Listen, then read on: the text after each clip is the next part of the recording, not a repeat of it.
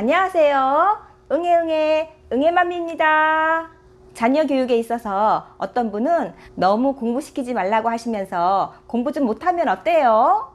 이렇게 말씀하시고, 또 어떤 분은 엄마가 관리를 체계적으로 잘 해야 아이가 공부 습관이 잘 잡힌다고 말씀하시고, 자녀를 기르시는 엄마들 굉장히 헷갈리시죠?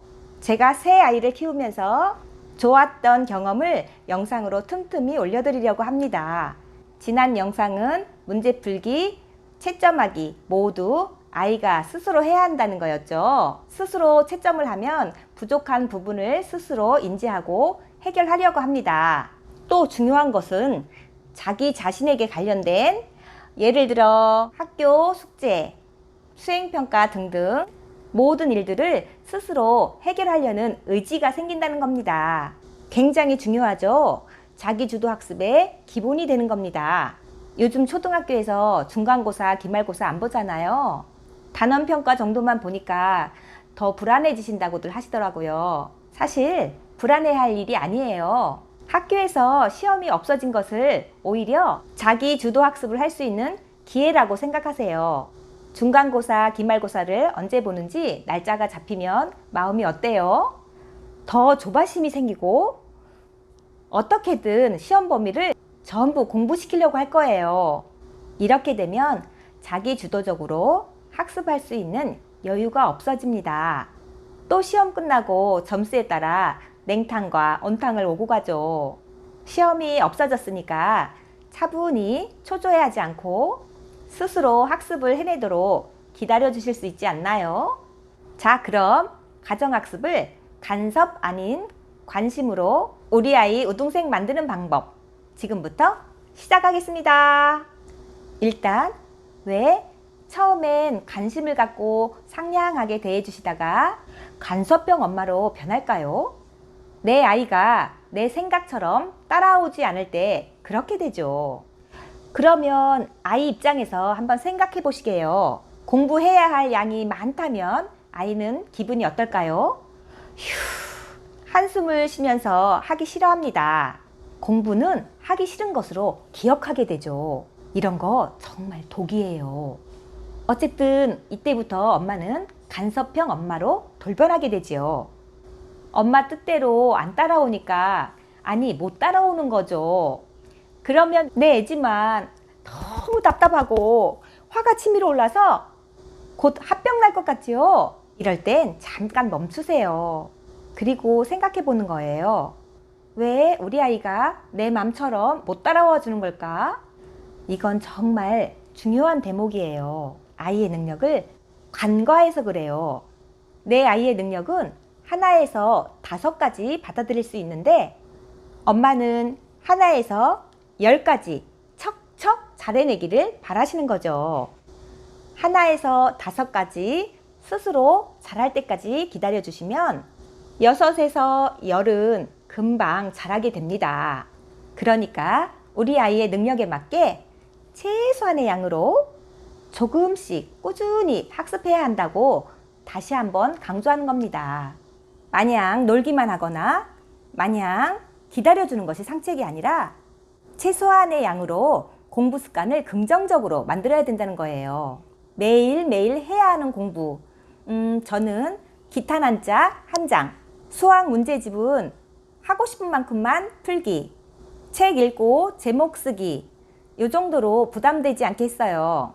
수학 문제를 풀고 싶은 만큼만 풀게 했다고요? 왜 그랬는지 다음 영상에 올려드리겠습니다. 이렇게 다 하면 식탁 위에 올려놓고 그 다음부터는 자유시간이었어요. 제가 퇴근하고 집에 와서 피드백으로 짧게 댓글을 달아주었어요. 쫑이가 이런 걸 다 하다니 와우 짱입니다요. 오늘은 장발장을 읽었네. 장발장 기분은 어땠을까? 이런 식으로 짧게 달아줬어요. 우리 애들은 이런 짧은 글에도 오늘은 엄마가 뭐라고 적어주셨나 기대하면서 굉장히 좋아했어요.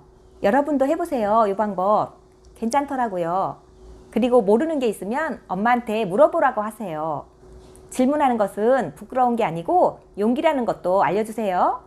엄마도 요리하다가 모르는 게 있으면 외할머니나 할머니에게 전화해서 요것저것 물어보잖아. 엄마도 질문한다는 것을 알면 아이가 좀 더 쉽게 질문하지 않겠어요? 여러분은 아이가 질문을 많이 했으면 좋겠어요? 조금 했으면 좋겠어요? 문제를 풀었는데 세 문제를 틀렸다고 가정해 볼게요. 여기서 중요한 것은 세 문제 모두 질문하기를 바라시면 안 돼요.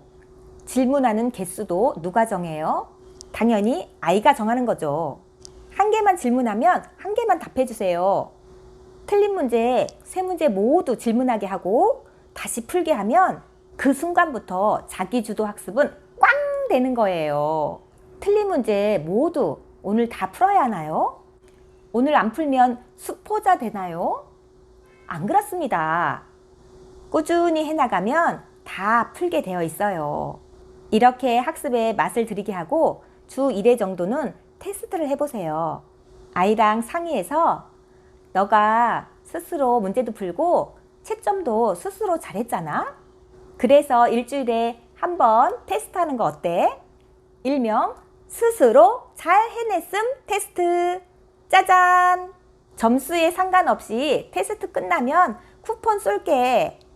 여기서 쿠폰은 보상으로 맛있는 음식 쿠폰 또는 선물 쿠폰을 준비해 주세요. 일주일에 월요일을 추천합니다. 주말엔 가족 행사나 여행, 체험활동 등으로 바쁘시잖아요. 월요일은 약속이 거의 없으니까 월요일을 추천합니다. 스스로 잘 해냈음 테스트 문제는 아이가 스스로 푼 문제 중에서 내용을 살짝 바꾸거나 숫자를 살짝 바꿔서 내주세요. 학교 교과서 위주로 개념을 이해했을 때 풀 수 있는 그런 문제를 내주시면 좋겠죠. 이번 테스트에서는 아이가 보는 앞에서 엄마가 선생님 역할로 채점을 해주세요. 이때 주의점은 낮은 점수 10점, 20점, 30점 이런 점수가 나오더라도 꼭 칭찬해 주세요. 이런 점수를 칭찬해 주시라고요? 의아하게 생각하시는 분 계시죠? 네, 스스로 한 거잖아요. 스스로 한 것은 칭찬받아 마땅하죠. 약속대로 쿠폰도 쏘시고요. 문제 푸느라 고생했어. 점수는 중요하지 않아. 너 스스로 했다는 게 중요해. 정말 잘했어. 이렇게 칭찬을 받은 아이는 어떤 생각을 할까요? 어라, 엄마가 칭찬을 해주시네. 스스로 한다는 것은 정말 좋은 거구나. 이렇게 성취감을 느끼고 또 공부를 하려고 하겠죠.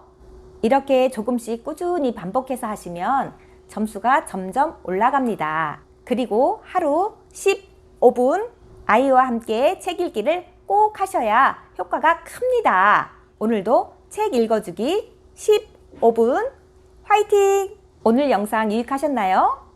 좋아요, 구독 꼭 부탁드립니다. 오늘도 행복하세요.